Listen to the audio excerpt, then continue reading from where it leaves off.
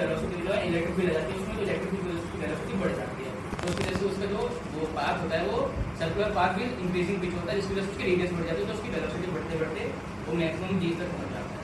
और जो सर उसकी एक समझे कंक्लूड कर रहे हैं, तो कंक्लूजन ये है कि उसकी लिमिटेशन होती है। एक तो ये न्यूट्रल चार्ज पार्टिकल पे कोई फोर्स नहीं करता, उसमें कोई इफेक्ट नहीं होता।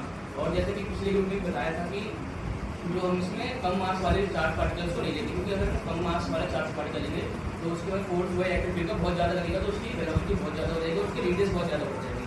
क्योंकि हम डीस हमारा उतना बड़ा नहीं होता कि वो अपनी रेडियस को जो है कवर कर पाएगा, तो वो पार्टिकल उसमें कोलिजन करने लगेगा डीस से और वो नहीं कर पाएगा। तो सर एट द एंड यही है कि इसको एक अच्छा पार्टिकल का बेस जो हमारा साइक्लोट्रॉन इंस्ट्रूमेंट है, ये चार्ज पार्टिकल को एक्सीलरेट करने के लिए होता है। और इसकी लिमिटेशन जैसे इलेक्ट्रॉन है वो भी एक चार्ज पार्टिकल है, लेकिन हम उसको इसमें नहीं रख सकते क्योंकि उसका मास बहुत कम होता है, और जब हम इलेक्ट्रिक फील्ड के बीच में आएगा तो उसकी वेलोसिटी बहुत ज़्यादा बढ़ जाएगी और वो उसमें इन्वॉल्व नहीं कर पाएगा। हम प्राइमरी बाइंडिंग जहाँ पर करते हैं हम उसको बोलते हैं जहाँ से मेन सोर्स आ रही होती है, वहाँ पर हम प्राइमरी बाइंडिंग करते हैं। और जहाँ पर हमको लोड रेजिस्टेंस लगाना होता है हम वहाँ पर सेकेंडरी बाइंडिंग करते हैं। अब ट्रांसफॉर्मर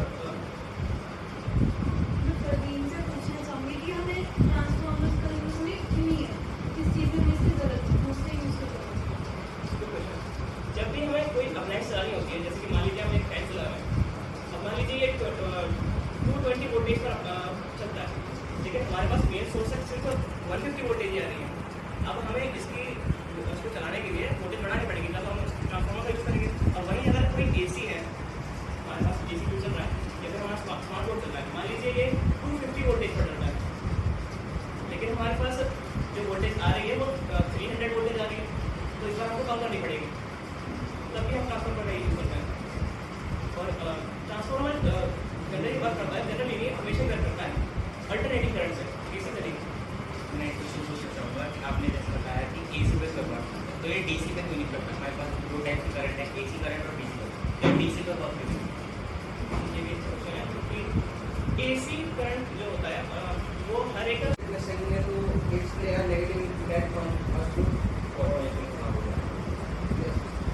साथ ही जैसे कि इन्होंने बताया, तो मैं ऐड करना चाहूँगी कि जो ये फील्ड है इसके अंदर ये फिजिकल एजुकेशन बहुत ब्रॉड फील्ड है, इसमें हम स्पोर्ट्स साइकोलॉजी में भी जा सकते हैं। जैसे कि हमें लगता होगा इसमें साइकोलॉजी का क्या काम है, मगर है। जैसे कि इन्होंने बताया जैसे हम फुटबॉल कोर्ट है, फुटबॉल जैसे फुटबॉल का एग्जाम्पल, जब उसके अंदर जाते हैं तो बहुत बड़ा स्टेडियम होता है, उसको देखकर बहुत वहाँ से तो अलग ही फील होता है।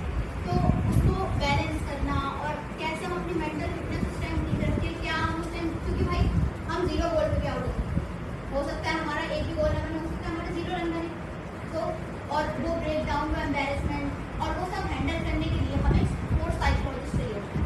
और यही बहुत ब्रॉडर फील्ड है हमारी, इसमें स्पोर्ट्स मेडिसिन भी है, स्पोर्ट्स ट्रेनिंग के अंदर बहुत कुछ आता है, हमारे बहुत सारे कंपोनेंट होते हैं जिनको हमें एक साथ डेवलप करना होगा ताकि हम एक स्पोर्ट में बहुत अच्छे से अपने आप को उसमें अच्छा कर सकें। इसलिए जो स्पोर्ट्स ट्रेनिंग है, जैसे कि हम सभी ने बताया कि ये चीज़ एक कॉम्पोनेंट से मिलकर नहीं बनती, इसके बहुत अलग अलग तरीके से इसको डेवलप किया जाता है। तो इसी तरीके से इसके इम्पोर्टेंट बहुत अलग अलग होते हैं। किसी प्लेयर को कुछ नीड है, किसी प्लेयर की कुछ नीड है, तो इसी तरीके से इसके बहुत सारे इम्पोर्टेंट हैं जैसा कि हमने बताया। और स्पोर्ट्स ट्रेनिंग के काफ़ी सारे प्रिंसिपल्स होते हैं जिन पे वर्क करके स्पोर्ट्स ट्रेनिंग की जाती है। जैसे प्रिंसिपल ऑफ लोड प्रोग्रेशन, इसमें हम लोड को कैजुअली बढ़ाते हैं, जैसे वेट लिफ्टिंग में आप वेट लिफ्ट स्टार्ट करेंगे, लो वेट से स्टार्ट करेंगे, उसको इंक्रीज कराया जाता है। जैसे प्रिंसिपल ऑफ कंटिन्यूटी है कि आपको रेगुलर और have to try a lot. But yes, if I want to become a doctor, then all the hard work and strategies and struggle is done by me. My parents encourage me to do my best, but no one would come to help me in my studies. All things have to done by me. Don't be dependent on others for everything.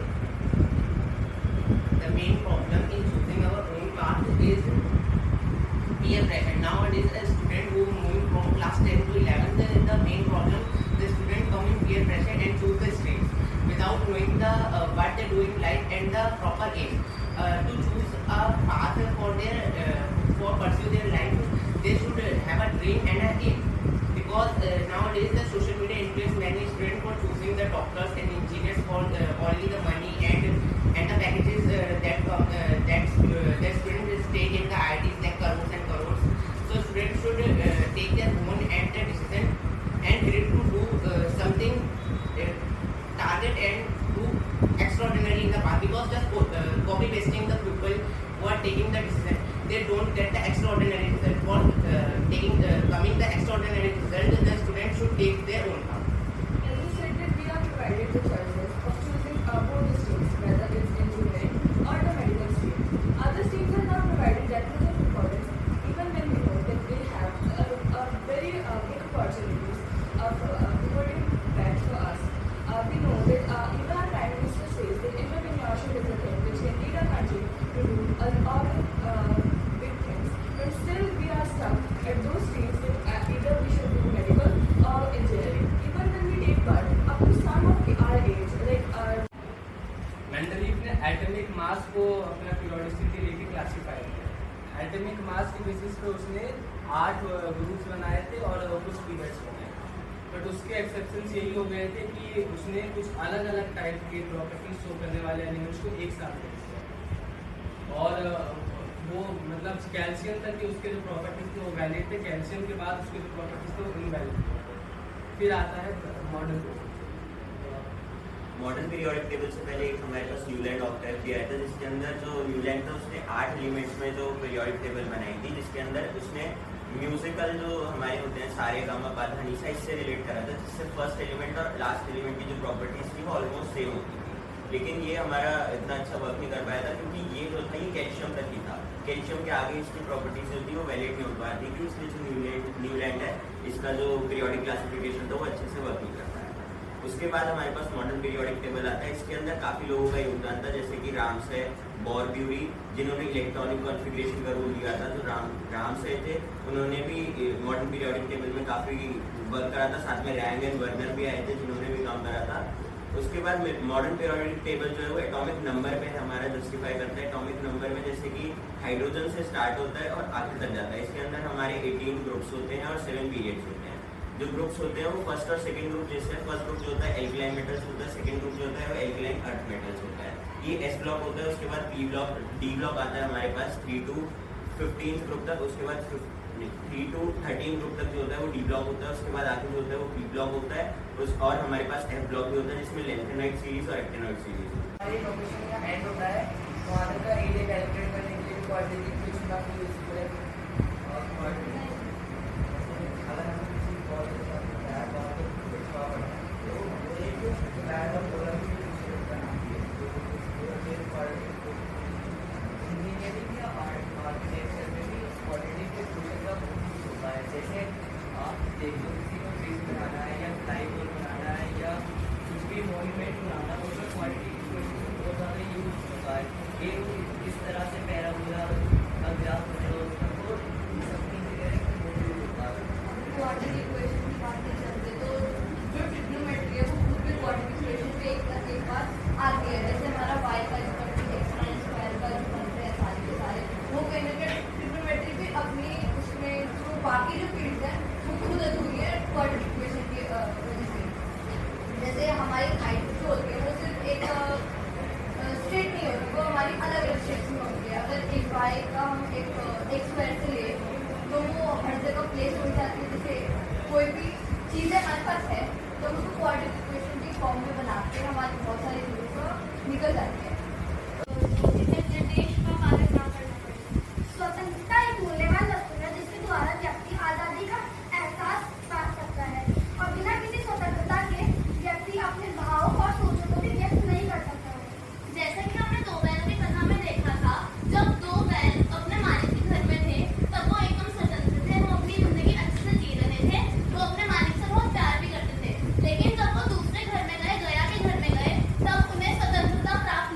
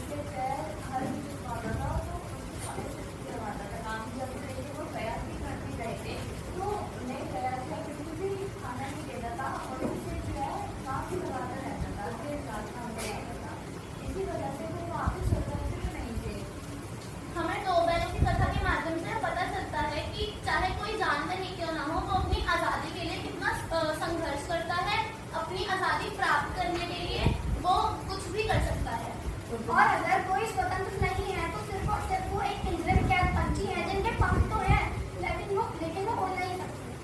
स्वतंत्र विकास के बिना एक इंसानी गुलाम की तरह होता है। अगर हम लोग वैसे कथाओं को देखें तो एक उसमें ये दिखा देते कि छुरी के पास जब वो बैठ के मतलब वो कितनी आज़ादी की उसको खाना चारा सब दे देता तब उससे हाल जुटता और जब वो गया के घर में गए तब गया ने ना उसको खाना दिया उसका हल भी जुटवाया एक तरीके गुलाम की तरह उन्होंने फिर संघर्ष करा फिर जाके उनको आज़ादी मिली। अगर हम स्वतंत्र नहीं होंगी तो फिर हमारे उससे मानसिक विकास में भी फर्क पड़ता है, इससे हमारे सोचने और समझने की शक्ति भी कम होती है। मैं इनकी बात से सहमत हूँ। अगर हम स्वतंत्र नहीं है तो हमारे मानसिक विकास पर भी और सामाजिक विकास पर भी प्रभाव पड़ता है। भारत की उन्नति में आपकी भूमिका आपको हो सकती है। भारत की उन्नति में हमारी क्या भूमिका है? इसके लिए सबसे पहले तो हमें ये जानना पड़ेगा उन्नति होती है। किसी एक दिशा में विकास का अर्थ उन्नति नहीं है। देश की उन्नति का अर्थ है कि देश का हर नागरिक हर स्तर पर, चाहे वो पारिवारिक स्तर हो, धार्मिक स्तर हो, राजनीतिक स्तर हो, उसे समानता मिले और वह विकसित हो। देश की उन्नति में देश का हर नागरिक किसी न किसी तरह से अपना योगदान देता है, परंतु एक विद्यार्थी के रूप में हमारा योगदान सबसे ज्यादा होता है। क्यों? क्योंकि हम देश का भविष्य हैं। सही कहा। हम एक विद्यार्थी के रूप में हम कई स्किल्स का कई कौशलों का को सीख सकते हैं जिससे हम अपने भविष्य में अपने देश की उन्नति के लिए उन कौशलों का इस्तेमाल करके अपने देश को उन्नत कराएं। विद्यार्थी देश की उन्नति के लिए नींव रखते हैं, क्योंकि अगर वो आज ढंग से पढ़ते हैं या अपने कौशल में जो है ढंग से काम करते हैं तो आगे जाकर वो अंतर्राष्ट्रीय स्तर पर के अपने देश को जो है वो प्रतिनिधित्व कर सकते हैं। इसके साथ ही साथ देश की अर्थव्यवस्था पर भी वो काफी ज्यादा अच्छा प्रभाव डाल सकते हैं। जैसे मैं अपना ही बताऊँ कि जब हम 9वीं क्लास में थे उस टाइम पर श्रमदान किया था, वो भी अगर हम देखें तो देश की उन्नति में आ जाता है। देश की उन्नति में मेरे और बहुत सारे योगदान रहे, जैसे कि अगर हमने देखो अगर हम अच्छे से पढ़ते हैं एक तरह से कोई योगदान नहीं है, क्योंकि अगर हम देखें हमारी लाइब्रेरी है हमें एसेट बनने में टाइम लगेगा। अगर हम अपना पढ़ ही नहीं सबसे बड़ी उन्नति तो ये जाती है। अब मैं देश की उन्नति हम एक जिम्मेदारी नैतिकता निभा सकते हैं। हम अपना सारा काम ईमानदारी से करें और अपने कर्तव्य को सही तरीके से निभाएं जिससे समाज में विश्वास और सुरक्षा बढ़ती है। मुझे लगता है कि जो पढ़ाई है वो एक काफ़ी बड़ी वो है कि हम अपने देश की उन्नति की ओर योगदान दे रहे हैं। हम बड़े होके अच्छे इंजीनियर, डॉक्टर, लॉयर और न जाने क्या हम अपने देश को दे रहे हैं, लेकिन मेरे को लगता है कि हमें पढ़ाई के साथ साथ अपने कैरेक्टर को भी सुधार करना चाहिए।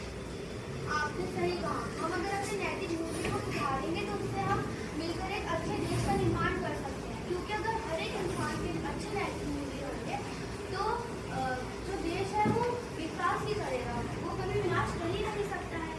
हम विद्यालय के सहायता से भी देश की उन्नति में अपना योगदान देते हैं, जैसे कि विद्यालय हमें नुक्कड़ नाटक, डांस प्रोग्राम, सिंगिंग प्रोग्राम और आशु भाषण जैसी प्रतियोगिता करने में सहायक है, जिसके कारण हम सामाजिक कुरीतियाँ और देश को खोखला करने वाले विषय जैसे कि बेरोजगारी, बाल मजदूरी, दहेज प्रथा आदि पर जागरूकता फैला सकते हैं। आपने सही कहा। हम विद्यार्थियों के स्तर पर हम शिक्षा को सही ढंग से समझकर जो भी समाज में सामाजिक समस्याएं हैं जैसे कि लोगों में भेदभाव करना, जातिवाद करना, उसको खत्म कर सकते हैं, जिससे कि हमारे भविष्य में आने वाली पीढ़ी पर उसका कुछ प्रभाव न पड़े।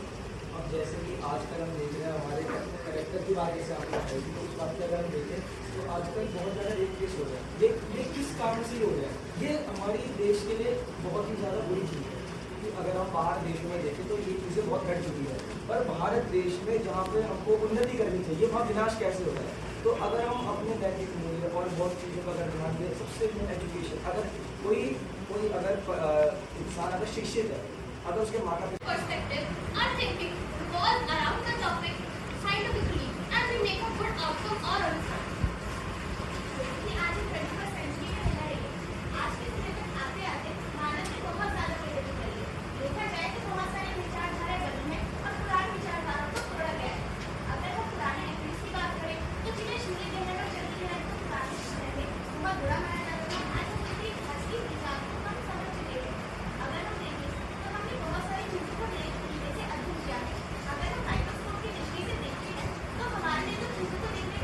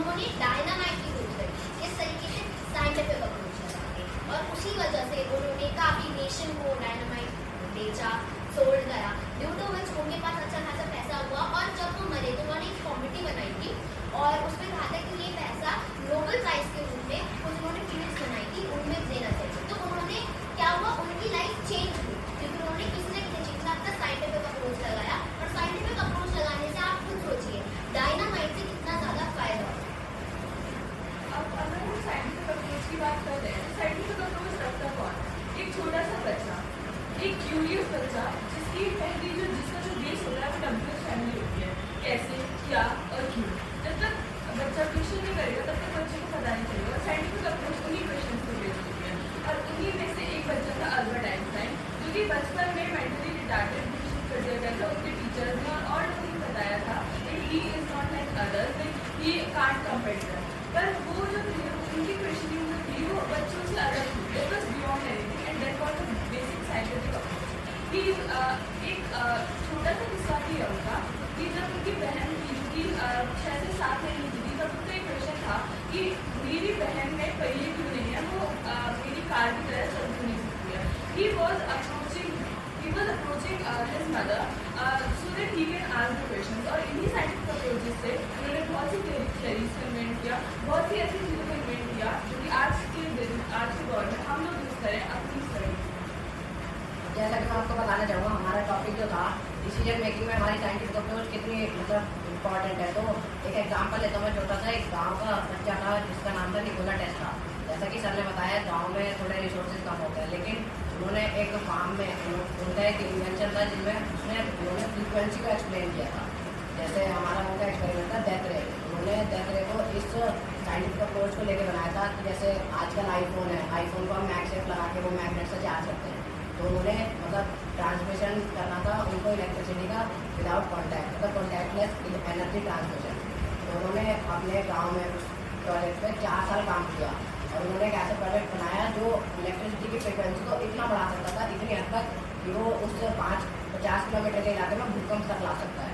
तो लोगों ने उन्हें मना किया कि ये सब मतलब बड़ी मुश्किल चीज़ें हैं, तो इससे आने वाली जनरेशन में नुकसान हो सकता है। इसलिए उनके इन्वेंशन को मतलब वो घोषित कर दिया गया, डिस्टर्ब कर दिया गया। इसलिए आज उनका नाम डेथ रे जो उनका इन्वेंशन था हमें नहीं सुनने को मिलता, लेकिन वो अपने टाइम के सबसे ग्रेटेस्ट साइंटिस्ट थे।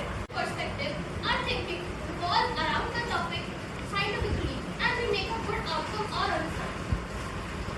ये आज 21st century में रह रही है। आज के समय तक आते आते मानव ने बहुत ज़्यादा प्रगति करी है। देखा जाए तो बहुत सारे विचारधारा बदली हैं और पुरानी विचारधारा को छोड़ा गया है। अगर हम पुराने एक्टिविस्ट की बात करें तो जिन्हें शून्य कहने पर चलती है तो पुराने समय में बहुत बुरा माना जाता था। आज हम अपनी असली विचार को हम समझ चुके हैं। अगर हम देखें तो हमने बहुत सारी चीज़ों को नए तरीके से अध्ययन किया है। अगर हम माइक्रोस्कोप की दृष्टि से देखते हैं तो हमारे लिए तो चीज़ों को देखने का नजरिया भी बदल जाता है। प्रकृति की इतनी सुंदर रचना को हम कभी समझ पाएंगे? मानो आपस में रिसर्च करना कितनी सच्चाई है।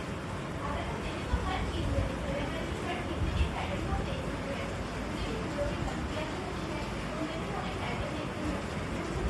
उनमें भी एक पैटर्न होता है। इंसानों के शरीर की इतनी सुंदर बनावट को कभी हमें समझा ही नहीं है। हमारे दादी जो होती है उन्हें इस सभी बात को बताती है। हाँ, तो साइंटिफिक अगर कोई भी इंसान है तो अगर उसे अपनी कोई प्रॉब्लम सॉल्व करनी है, फर्स्टली आई थिंक उसे अपनी साइंटिफिक अप्रोच करनी है। मैं एग्जाम्पल देना चाहूँगी अल्फ्रेड नोबेल का।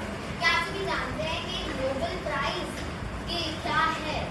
अल्फ्रेड नोबेल एक साइंटिस्ट, उन्होंने डायनामाइट की खोज करी इस तरीके से साइंटिफिक अप्रोच लगा के, और उसी वजह से उन्होंने काफ़ी नेशन को डायनामाइट बेचा, सोल्ड करा, ड्यू टू विच उनके पास अच्छा खासा पैसा हुआ। और जब वो मरे तो उन्होंने एक कॉमिटी बनाई थी और उसमें कहा था कि ये पैसा नोबेल प्राइज के रूप में कुछ उन्होंने फील्ड्स बनाई थी उनमें देना चाहिए। तो उन्होंने क्या हुआ, उनकी लाइफ चेंज हुई क्योंकि उन्होंने किसी न किसी चीज़ का अपना साइंटिफिक अप्रोच लगाया। और साइंटिफिक अप्रोच लगाने से आप खुद सोचिए डायनामाइट से कितना ज़्यादा फायदा होगा। अब अगर हम साइंटिफिक अप्रोच की बात कर रहे हैं तो साइंटिफिक अप्रोच रखता कौन? एक छोटा सा बच्चा, एक क्यूरियस बच्चा जिसका जो बेस होता है वो डब्ल्यूएच फैमिली होती है। कैसे, क्या और क्यों। जब तक बच्चा क्वेश्चन नहीं करेगा तब तक बच्चे को पता नहीं चलेगा। साइंटिफिक अप्रोच उन्हीं क्वेश्चन को बेस्ड होती है और उन्हीं में से एक बच्चा था अल्बर्ट आइंस्टाइन, जो कि बचपन में मेंटली रिटार्डेड घोषित कर दिया गया था उनके टीचर्स ने और लोगों ने बताया था कि he is not like others, he can't compare. पर वो जो थी उनकी क्वेश्चनिंग जो थी वो बच्चों से अलग थी, it was beyond anything and that was the basic scientific approach. कि एक छोटा सा किस्सा भी है उनका कि जब उनकी बहन थी जो कि 6 से 7 महीने की थी, तब उनका एक क्वेश्चन था कि मेरी बहन में पहिए क्यों नहीं है, वो मेरी कार की तरह चल क्यों नहीं सकती है।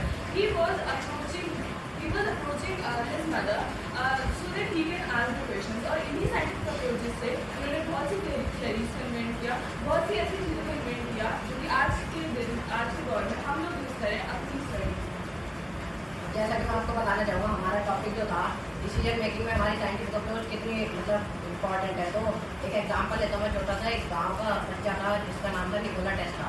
जैसा कि सर ने बताया, गांव में थोड़े रिसोर्सेज कम होते हैं, लेकिन उन्होंने एक फार्म में उनका एक इन्वेंशन था जिसमें उन्होंने फ्रीक्वेंसी को एक्सप्लेन किया था। जैसे हमारा उनका एक्सपेरिमेंट था डेथ रे। उन्होंने डेथ रे को इस साइंटिफिक अप्रोच को लेकर बनाया था कि जैसे आजकल आईफोन है, आईफोन को हम मैगसेफ लगा के वो मैगनेट से चार्ज करते हैं। तो उन्होंने मतलब ट्रांसमिशन करना था उनको इलेक्ट्रिसिटी का विदाउट कॉन्टैक्ट, मतलब कॉन्टैक्टलेस एनर्जी ट्रांसमिशन। तो उन्होंने अपने गांव में उस प्रोजेक्ट पे 4 साल काम किया और उन्होंने एक ऐसा प्रोजेक्ट बनाया जो इलेक्ट्रिसिटी की फ्रिक्वेंसी को इतना बढ़ा सकता था, इतनी हद तक कि वो उस 50 किलोमीटर के इलाके में भूकंप तक ला सकता है। तो लोगों ने उन्हें मना किया कि ये सब मतलब बड़ी मुश्किल चीज़ें हैं, तो इससे आने वाली जनरेशन में नुकसान हो सकता है। इसलिए उनका इन्वेंशन को मतलब वो घोषित कर दिया गया, डिस्टर्ब कर दिया गया। इसलिए आज उनका नाम डेथ रे जो उनका इन्वेंशन था हमें नहीं सुनने को मिलता, लेकिन वो अपने टाइम के सबसे ग्रेटेस्ट साइंटिस्ट थे। Women doing job get less wages than a man doing job. This state that women cannot have equal opportunities than men, and in our society always men get superiority than women. Therefore women cannot get equal opportunities. Also limited. Also they have not a representation of leadership as we see in politics. There are less participation of women. Therefore they can not participate in building our nation and development of our nation. So yeah, I agree with your statement, and I would like to add on that.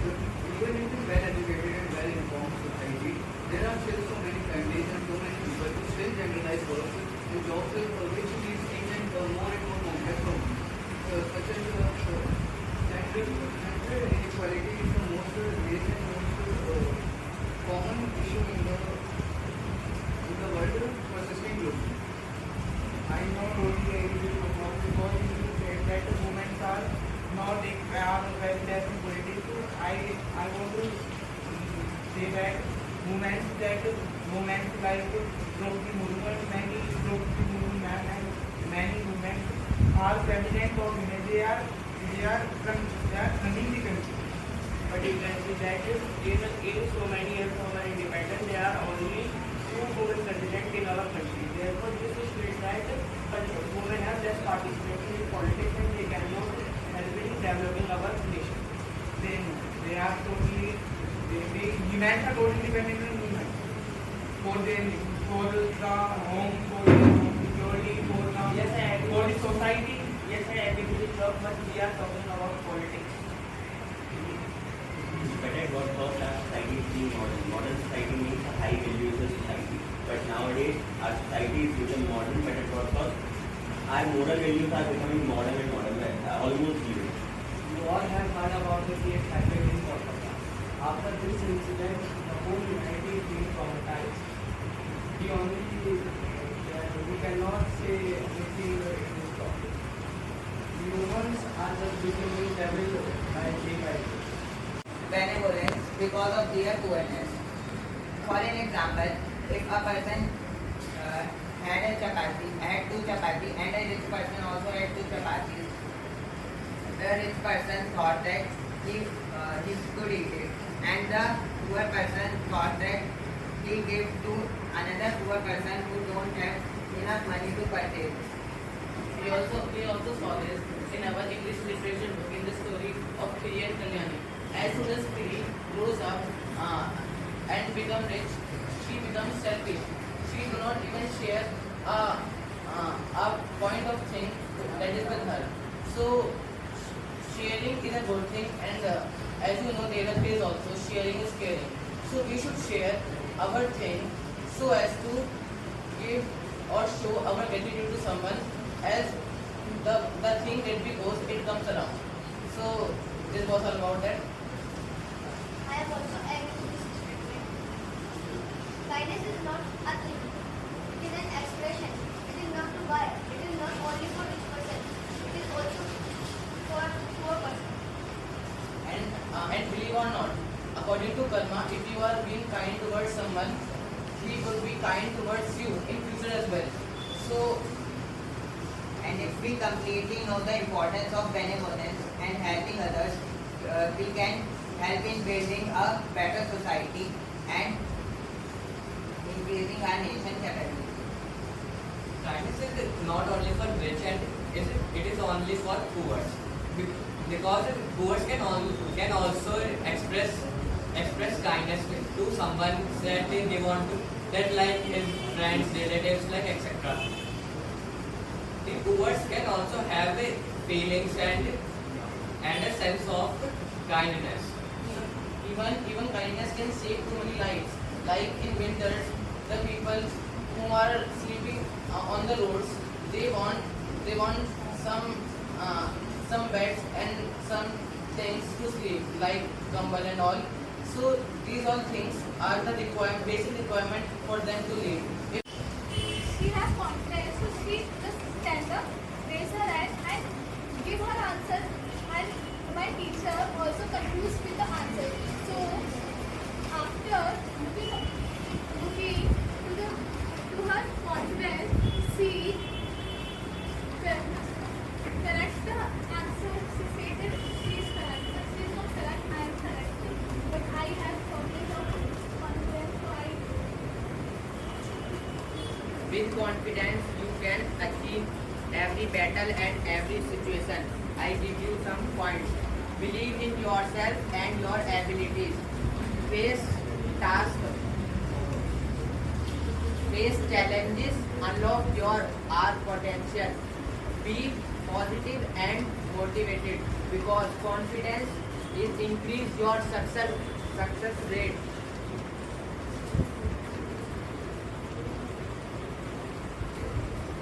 तो हमारे को हाथ से छूट है, तो ये ऐसी फिक्स तो बहुत जगह यूज कर सकते हैं। इसके एडवांटेज भी है, डिसएडवांटेज भी है। डिसएडवांटेज जैसे कि हम जब प्रिंटिंग होती है, प्रिंटिंग में बहुत तेज भाव है। जैसे कि कोई ड्रग बनाते हैं, ड्रग पे कोई स्लिप नहीं हो तो उसमें फ्रिक्शन अगर ना हो तो हम स्लिप कर सकते हैं, लेकिन फ्रिक्शन में वो बचाते हैं। जैसे उनके अचानक से सडन टर्न होता है, वहाँ पे फ्रिक्शन हमारी हेल्प करता है हमें मूवमेंट को चेंज करना। ऐसा देखते भी हैं कि किस तरीके से और फ्रिक्शन काफ़ी यूजफुल भी होता है। जैसे कि स्विमिंग के वक्त हमारा डिस्कस कोर्स होता है जो कि फ्रिक्शन का काम कर रहा होता है, वैसे ही हमारा रोलिंग फ्रिक्शन होता है। कई टाइप के फ्रिक्शन लगते हैं मैराथन रनिंग में देखें तो फ्रिक्शन बहुत इम्पोर्टेंट हो जाता है, क्योंकि जो एथलीट जब भागता है तो उसके पैर में फ्रिक्शन लगता है, उसी की वजह से ज़्यादा जैसे जैसे टेक्नोलॉजी में इम्प्रूवमेंट हुआ वैसे वैसे हमारी बायोटेक में जैसे जैसे इम्प्रूवमेंट हुआ वैसे वैसे जैसे लाइफ साइकिल में काफ़ी ज़्यादा हेल्पफुल मिला है। जैसे कि आज के समय में थर्ड जनरेशन वैक्सीन के ऊपर काफ़ी काम हो रहा है। फॉर एग्जाम्पल हेपेटाइटिस बी की जो वैक्सीन है वो हाल में जो है थर्ड जनरेशन वैक्सीन पे काम करके बनाया गया है। इसके अंदर DNA का इस्तेमाल करके वैक्सीनेशन किया जाता है। जैसे कि गौरव ने बताया कि अगर हम बायोलॉजी के बारे में जानते हैं तो उसमें हमें उसके बारे में सिम्टम्स होते हैं, वो कैसे पॉजिटिव है, नेगेटिव, कैसे नंबर ऑफ ट्रांसमिशन है, उसके बारे में नॉलेज मिलता है। तो जैसे हम कई बार डॉक्टर के पास जाते हैं तो डॉक्टर कहते हैं कि अगर आप थोड़े पहले जल्दी आ जाओ तो शायद हम उसको बता सकते हैं। तो अगर हमें पहले से हम सिम्टम्स पता है कि डिजीज़ का सिम्टम्स क्या है तो हम डॉक्टर के पास रीच कर सकते हैं और उनको बता सकते हैं कि हमारे पास ऐसे सिम्टम्स आ रहे हैं और साइंस देख सकता है कि आपकी ये डिजीज है। So you can work on that early, तो जो बंदा शायद आज नहीं है वो बच सकता है। तो न्यूटन्स का एक लॉ है दूसरे लॉ को भी प्रूव कर देता है। जैसे हम न्यूटन का दूसरा लॉ देखें, वो कहता है फोर्स जो होगा वो मास की एक्सीलरेशन होगा अगर मास कांस्टेंट हो तो अगर हम इससे पहले लॉ में जाना चाहें तो हम पहले लॉ में देखते हैं कि इनर्शिया की बात हो रही होती है। तो जब हमारे पास एक्सटर्नल फोर्स जीरो मतलब कोई एक्सटर्नल फोर्स ना हो तो हम इनर्शिया की बात कर रहे होते हैं। तो जब सेकेंड लॉ से हमारा फॉर्मूला आता है फोर्स का, force equals to mass into acceleration, और जब एक्सटर्नल फोर्स जीरो होगी इसका मतलब हमारे पास एक्सीलरेशन जीरो है। एक्सीलरेशन जीरो इसका मतलब वेलोसिटी कांस्टेंट रहेगी। तो अगर वेलोसिटी जीरो है तो जीरो ही रहेगी, और वेलोसिटी कुछ है मतलब 5 मीटर पर सेकेंड की वेलोसिटी है 10 की है तो वो 5 और 10 ही रहना चाहिए रहेगी, क्योंकि एक्सीलरेशन तो हमारे पास जीरो है। और यही हमारा पहला लॉ इनर्शिया की कहता है कि अगर बॉडी रेस्ट पर है तो वो रेस्ट में ही रहेगी जब तक उसको कोई एक्सटर्नल फोर्स ना लगे, और अगर वो मोशन में तो मोशन ही में रहेगी जब तक उसको कोई एक्सटर्नल फोर्स अब लगेगी। उसमें जो ज़्यादातर जो फाइटर्स है वो बिना रिफ्लेक्ट के चले गए थे, पर उनमें से कुछ पार्टिकल्स, बहुत कम पार्टिकल्स जो थे वो रिफ्लेक्ट हो गए थे, जिससे हमें पता चला था कि एटम के बीच में मास होता है, जिसे हमने न्यूट्रॉन टेस्ट में जाना था। पॉजिटिव चार्ज होता है और उसके चारों तरफ इलेक्ट्रॉन जो है रिवॉल्व करते हैं। रुदरफोर्ड ने ये कंक्लूजन दिया था इसका।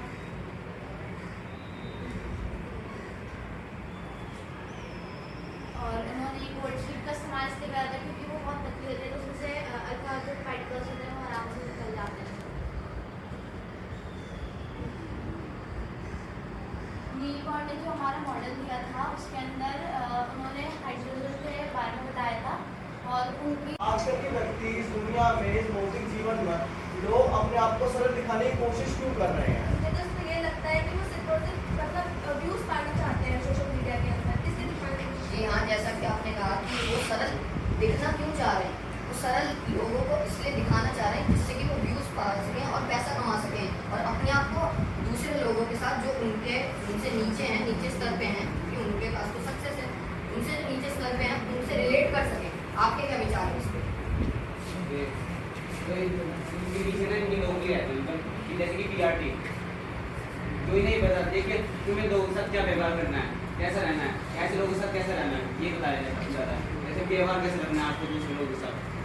जैसे कई सारे अभिनेता देखो उनमें जो लोगों के साथ ऐसे व्यवहार करते हैं जैसे कि वो उनके जैसे ही हैं। जैसे कि आपने एक कपिल शर्मा शो में देखा होगा सारा अली खान, जो मतलब कुछ मतलब 1200 रुपये को भी इतना बड़ा बताते हैं जैसे कि उनके पास मतलब कुछ है ही नहीं। आपके सामने मेरे को इंट्रोड्यूस करवाया। मैंने 2020 में यहाँ से ही 12th पास आउट किया है साइंस स्ट्रीम से। अभी मैं 3rd ईयर MBBS स्टूडेंट हूँ BMMC में, आप लोगों ने सुना ही होगा। तो जैसे कि मैंने आप लोगों की डिबेट सुनी है अभी कि डॉक्टर्स के लिए डॉक्टर का क्या रोल है हमारी सोसाइटीज़ में, डॉक्टर कितने इंपॉर्टेंट है। Like one of the student ने मुझसे अभी मैंने सुना, उन्होंने बोला कि डॉक्टर्स की ड्यूटी कभी भी रह सकती है, 6-6 घंटे की ड्यूटी देते हैं, 8-8 घंटे की, एग्जैक्ट सही बात है। लाइक वो दिन और रात नहीं देखते हैं, कभी भी उनकी ड्यूटी कभी भी शिफ्ट लगा दी जाती है। लाइक एक डिफिकल्ट टास्क है, मैं इतना ये भी नहीं बोल रहा कि बहुत इजी प्रोसेस है। लाइक नीट क्रैक कर लिया, लाइक आप MBBS कर रहे हैं तो आपके लिए सीधा फ्लो में स्टडी, काफ़ी प्रैक्टिकल चीज़ें भी देखनी पड़ती है। लाइक हमारे पास 300 पेशेंट है तो हमें 300 ओवरऑल पेशेंट को सेटिस्फाई करना है। अदरवाइज वायलेंस, अभी एक ने बोला, वन ऑफ द स्टूडेंट ने बोला कि वायलेंस हो जाता है, डॉक्टर मारपीट में उतर जाते हैं, ये सारी चीज़ें फेस करनी पड़ती है। लाइक गवर्नमेंट हॉस्पिटल में स्पेशली आप लोग देखेंगे लाइक गर्मी इतनी हो रही है कि हम लोग बाहर गर्मी में खड़े हैं, लाइन में खड़ा होना पड़ रहा है, आप लोग के अंदर AC में बैठे हो, आप लोग ट्रीटमेंट अच्छे से नहीं कर रहे, ये सारी चीज़ें भी सुनने को मिलती है। तो ये डिफिकल्ट मतलब है ओवरऑल, अगर आप अच्छे से स्टडी वगैरह करेंगे तो आप भी कुछ अच्छा कर सकते हैं। Thank you sir. Role of self help